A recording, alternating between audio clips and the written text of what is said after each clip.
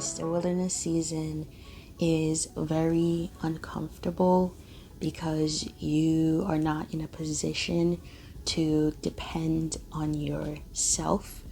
There are just certain things that you normally have available to you that are not available to you in this season of your life. At least that's how my wilderness season goes usually. And that can create a lot of discomfort, but it's also putting you in a position where you have to trust God and depend on Him more than you did before. So what I'm actually here to talk to you about is us having more faith over fear and how to work through the fear that can come up a lot of times, because in this season I feel like I've had to face my fears, and especially the fear of being seen, being at the forefront. I'm usually the person who sits in the back and not say anything, right? So in this season of my life, I've definitely had to be more out there, more in the forefront, speaking up and things like that. So that's interesting, and I'm still working my way through it, meaning that the fear comes up every now and then, but in the beginning it was definitely a wall. It was definitely a blocker. I couldn't move to do the thing that God has told me to do, and so I definitely struggled to be obedient at different times. So anyways, I want to bring to your attention Exodus 14 to 16. So this is surround the events of the Israelites. They are free from Egypt. They are no longer slaves, and they are entering into the wilderness. But chapters 14 to 16 spans them entering into the wilderness and then being in the wilderness and getting hungry and getting thirsty, and all of those situations have in common that the response that they chose over the better response, the better way of handling those situations. So sorry.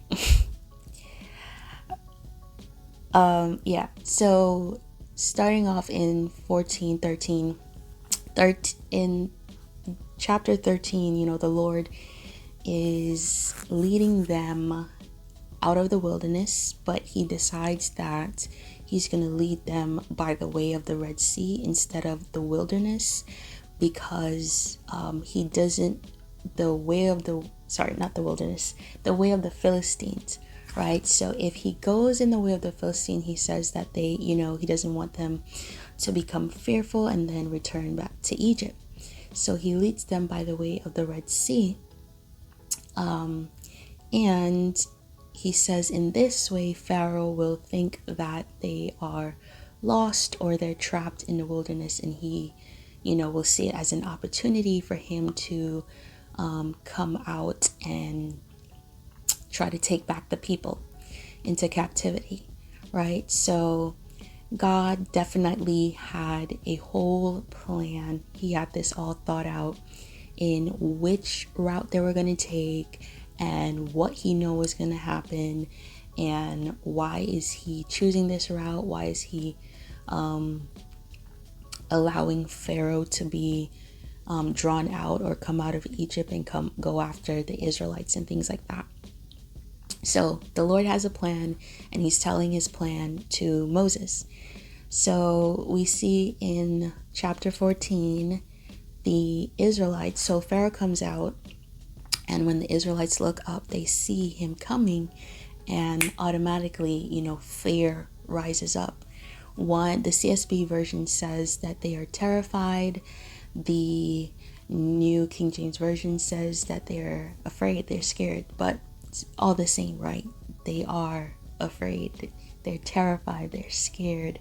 Oh no, Pharaoh is coming to kill us. And so they turn to Moses and they say to Moses, why did you bring us out here to die, right? Like, you brought us out here to die because there's no grave in Egypt. So basically, that's an accusation. They're accusing him of bringing them out of Egypt to die. So they're afraid and they turn quickly on Moses and they begin to accuse him. And so Moses says to them, stand still and see the salvation of the Lord, for he will rescue you on this day. I am paraphrasing, but basically the Lord will fight for them. All they have to do is stand still. And then Moses turns to God and prays to God, for help. And God's like, go move forward. Tell the people to move forward. And stretch out your rod and the seas will part, right? So God is giving Moses instruction. All of this is happening and the people are ushered, as Pharaoh is approaching. It says that the angel of the Lord goes in between them, between Pharaoh's army and the people all night long. So the Pharaoh's army was not able to come near the people. And in the morning, I think they were able to move forward and go through the Red Sea. So I think by the time morning came, they were already able to cross over to the Red Sea. And so the Lord tells Pharaoh to stretch out his arm to make the seas come back together, right? And then we see through this that Pharaoh's army is caught in that the pathway, and so the water comes back and they're basically defeated because some of them get drowned. Well, they basically die anyways, and it says that they are washed up on the shores of the beach, the sand, the bank, whatever. You get the point. So basically, right, in the Israelites being afraid, their response is to accuse, to complain to Moses, and when you are afraid, when you have fear, that you already have in your mind what you think or what you believe will happen. So you might see many different things happening and they're all bad, and so you're scared that they will happen, or you strongly believe that this situation is going to end a particular way. And so from that belief, from that thinking, you begin to feel the fear, right? As soon as they saw the chariots coming, right? So it says that Pharaoh took with him 600 of his best men. And so as soon as they saw the chariots coming, and you hear the stampede of the hooves on the ground, right? So all of that stirs up fear, because what do they say? They say to Moses that basically Pharaoh's coming to kill them, that they're going to die. And so they're afraid that they will die. And they strongly believe this because they begin to accuse Moses of bringing them out for this reason, bringing them out of Egypt for this reason. And so to them, it was better for them to stay in captivity, for them to stay in Egypt, than for them to be drawn out into the wilderness, for all of this to end in this way, for this whole situation to end in this way. And we often have that same mentality. These are the things that feed our fear when we begin to believe that we know how the situation is going to end, right? So in your mind, you have a belief, a thought about how your situation is going to end and how it can end. And that's not completely off. It's possible that it can end that way, but you are not on this journey alone, right? They are on, as much as the Israelites are on the journey with God, you are on this journey with God. Excuse me. And so some of their fear come from the fact that they don't know God well enough. They don't trust God in this situation, right? Because their response is very much different from Moses' response. Moses says, be still and see the salvation of the Lord. Like, let the Lord will save us. And then, he turns to the Lord and he prays, right? Versus their response, they do not pray, they do not ask the Lord for wisdom or for strength or for anything. They simply decide to accuse and complain. So I'm not beating them or bashing them for this, because we're all humans, and pretty much when we don't know God that well, or we're uncomfortable and we're feeling that amount of fear, you will revert back to your flesh. You will do fleshly things. You'll accuse, you'll complain, you'll be frustrated. I mean, for me, this story is very much on point in where I am at in this season of my life, that I am so moments where I've been afraid, where to the point where God took me from, where what he's leading me out of is starting to look better than where I'm at right now. And the temptation rises up to go back to where God is taking me from. So you very much have to identify, what are you afraid of? Why are you afraid of it?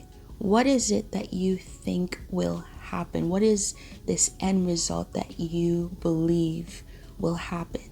And you have to submit all of that to the Lord in prayer, giving it to him. And in exchange, you want truth, you want wisdom and understanding. You want a renewed perspective and understanding about your situation and the season of life that you are in and the purpose for it. So I don't know down to the T, all that. God's ultimate reason for doing the things that he's doing in my life the way he's doing them. However, I know the things that he has taught me so far. I know the things that he has delivered me from, and what he has helped me with, and the ways that he has come through, and who he is. And I'm exchanging the lie for the truth of who God is, and past experience as well, right? I've repeated wilderness seasons. I've gone off and decided to go in this direction because I thought I knew what was best and it looked better, only to find myself in a place where it is not better. It is not the best place. I was miserable, and I had to pray and ask the Lord to help me. And so, remembering and reflecting on all those things has helped me to not move. And the Lord himself has helped me in the sense that he has given me the power and the strength, but he has also blocked me from going back, right?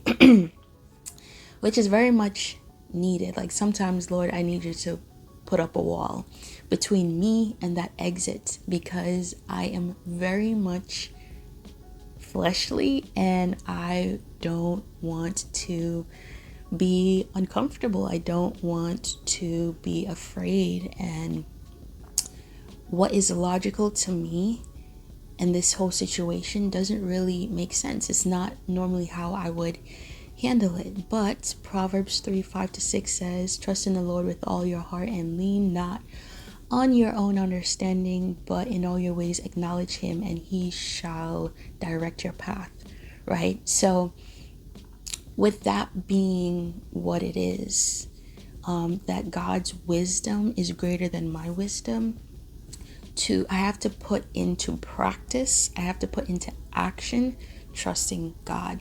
So I'm no longer in church just singing about it. I'm no longer just reading about it in the word. I have to trust God. And I do that by reminding myself of the truth and focusing on what it is that I'm supposed to be doing now versus the discomfort, right? So the Israelites, they had something that they were supposed to be doing now. Moses told them, stand still and see the salvation of the Lord, and the Lord will fight for you, right? So one, stand still, meaning don't try to fight these Israelites. Don't try to do anything. Don't be a wise guy and try to be the savior. Salvation belongs to God. God is the one who will fight for you. He is the one who will save you from the situation. And so that in itself is wisdom and understanding, to know that in this situation, stand still. Don't do anything. See the salvation of the Lord. Expect that God is the one who will save you. The next thing is what God said to Moses. Move forward, go through the waters, right? When Moses parts the sea, it is for them to go forward on the path that God has chosen for them, right? There was another route, and that was the way of the Philistine, and God did not choose that path. He chose the Red Sea path. And so then and therefore, we have to go through that way and not the other way. Go through the path God is creating for you despite the discomfort of it. And the Red Sea was not an option for them, right? They didn't see that as a path. Another reason why the fear came.